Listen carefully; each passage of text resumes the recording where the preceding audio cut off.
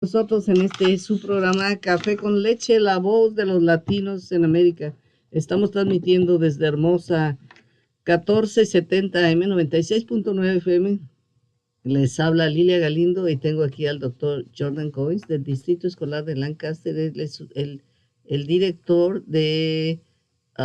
what is your position? I always forget. Again, continue. It's a director of continuous improvement, compliance, and accountability. De mejoramiento, de compliance, quiere decir, ¿cómo se traduce compliance?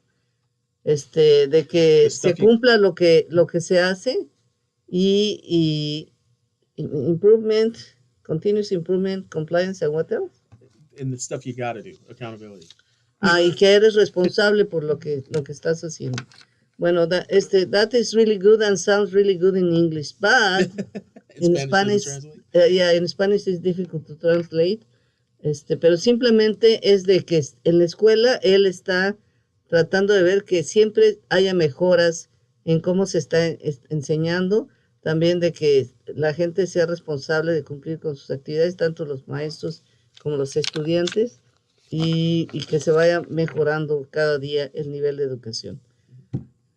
Well, thank you very much for being with us. We are so happy to have you. How are you doing with the new schedule in the schools? Are you having problems with attendance and punctuality? Well, actually, that's the first thing I wanted to talk about today. Oh, I'm so glad. Was absenteeism and chronic absenteeism and all of that work that we're trying to do to bring kids into the classrooms and make sure that they're showing up to school on a daily basis. We are finding that is somewhat of a struggle this year, and it's been a struggle it was a struggle last year, and it's definitely turning into we're seeing it as a struggle this year. Apparently parents have gotten a little bit more used to the stay-at-home type of learning that has happened over the last couple of years. So now we're in a position of needing to really start making sure that we're getting kids back in the classroom so that we can really afford those kids the opportunities to really learn all of those important things that we have going on in schools right now. And there was also a change of schedule, no? Yes, that is affecting. Yes, how was before and how is now? So the state of California, that was a state of California thing. That wasn't a Lancaster thing or a Palmdale thing. CDE coming under the governor, decided that they wanted to make sure that students, I believe in the upper grades, that secondary area, were giving the opportunity to show up a little bit later to school. So schools started or have been starting a little bit later for the upper grades, but that's affected the lower grades because a lot of the times you've got, just like myself, I've got two children. I've got 4 children, but I'll take 2 of them to school, and I've got to get one to school at one time and one to school literally like at almost the same time, which turns in, and they go to 2 separate schools. One's at a middle school and one's at elementary school. So it's not the easiest to be able to make that happen, and we realize that that's a problem for parents. But one of the things that we want to make sure is that it's still take your kids to school, even if they show up a little late. I mean, we don't want them late. We want them on time. We want them in the seats before the bell, right before school starts. But even if they show up late, we still want to see them getting into school, because if we don't have them in school, we don't know what work we really have to do in terms of the improving our math and language arts teaching skills for our teachers and working with our social emotional learning and all those other pieces. At what time were they starting before, and now at what time do they start? To be absolutely honest, I would not be able to even tell you how it's been. It feels like it's been so long. I don't even remember what time they started in the past. Okay. Like now I know that most of our elementary schools are starting at like 7:50, 7:55. And that's like, I know like my daughter, I have to get her to the gates by 7:50 before I walk into work. Okay. Or before I go to work. And I know that's, she's good with it because we've gotten into a routine, and mom and dad are usually up around 4:30 in the morning anyway, doing whatever. So trying to get our workouts in, our meditation, our time before work starts, but it's okay. The same thing. Let me translate all the things that you say. Le preguntaba yo cómo ha afectado el nuevo horario a los niños en su asistencia y su puntualidad. Dice, bueno, no desafortunadamente, sino hemos sentido que muchos de los niños ya estaban acostumbrados a esta etapa de estar estudiando en la casa a través de la computadora por el COVID. Entonces el ajuste ha sido un poco difícil, pero les queremos invitar a que asistan todos los días a la escuela y que lleguen a tiempo en lo mejor de sus posibilidades. El doctor Goines nos estaba platicando de cómo él tiene 2 hijos y tienen horarios similares, y entonces tiene que organizarse para ir a dejar a uno a una escuela y al otro a la otra escuela, y siempre es un reto, pero les recordamos de la importancia es lo más importante que le va a pasar a sus hijos, es si los enseña a ser puntuales y estar ahí todos los días, porque el 80% del éxito es estar en el lugar en el que tiene que estar y llegar a tiempo. Y eso le va a facilitar mucho el futuro. Dice que este cambio del horario no fue un cambio que se decidió a nivel local, sino fue un cambio que se decidió por el Departamento de Educación de California y lo implementó en todas las escuelas para darle oportunidad a los niños de escolaridad más avanzada a que puedan dormir un poco más de horas y entren un poco más tarde. Pero ahora los niños entran a las 7:55 en el Distrito Escolar de Lancaster. Sé que los invita a que hagan un esfuerzo para que sus niños estén ahí todos los días. Dr. Goines, Yes, ma'am. how can you do?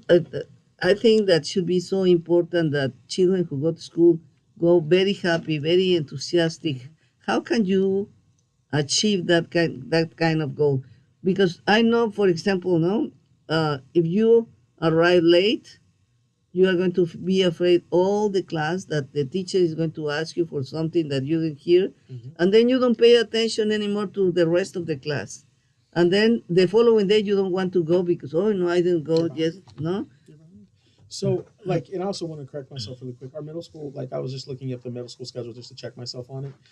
We know that, like Amargosa Creek, for instance, that's one of our, it's one of our mid-city middle schools in the district.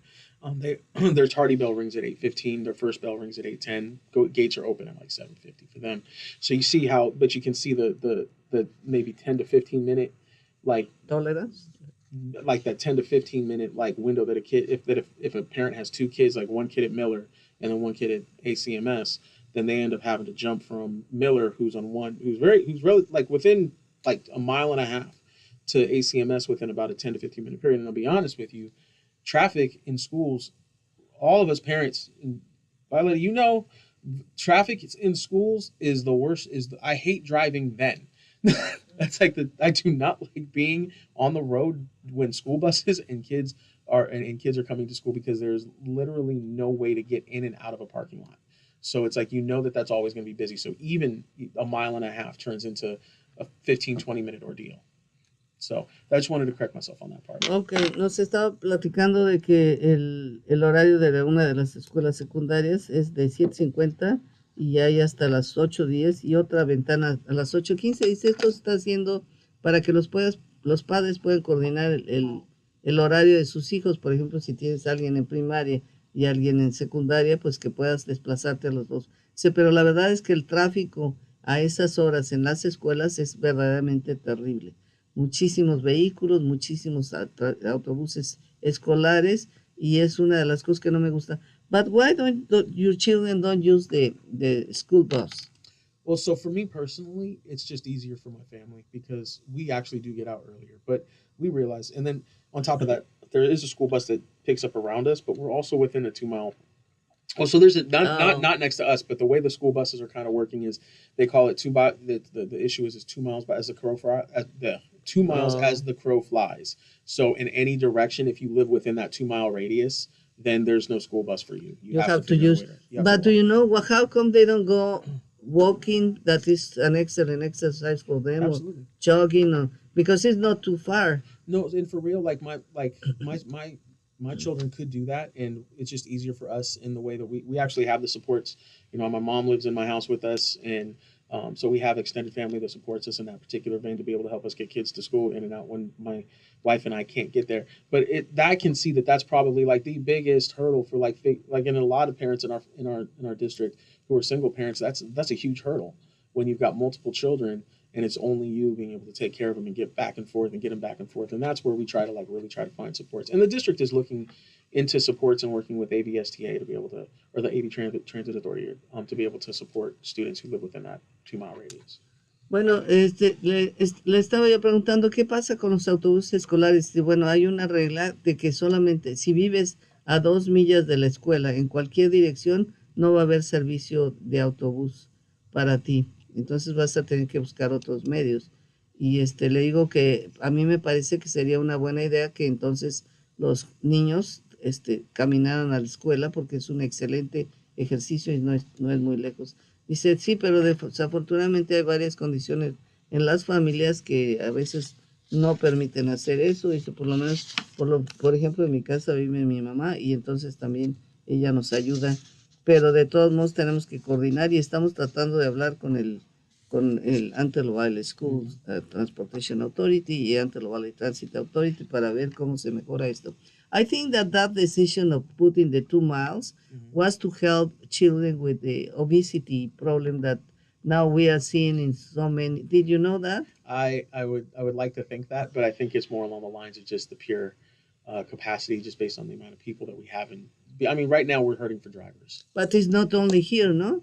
It's in North California that rule, I believe, that 2 miles. No, I don't think that's I'm not, and I could be wrong, but I don't think it's a 2 mile thing for all districts. I think that there's other districts that actually, who are, I mean, statewide, one of the hard. See, in parents, you got to give this up. If you do ride the bus, if your kid does ride the bus, you got to give that bus driver a fruit basket or flowers on a consistent basis. They probably have one of the hardest jobs in education, in the fact that they are the sole person who's supposed to be controlling up to 55 kids, and driving with most of the time, no other adult to support them.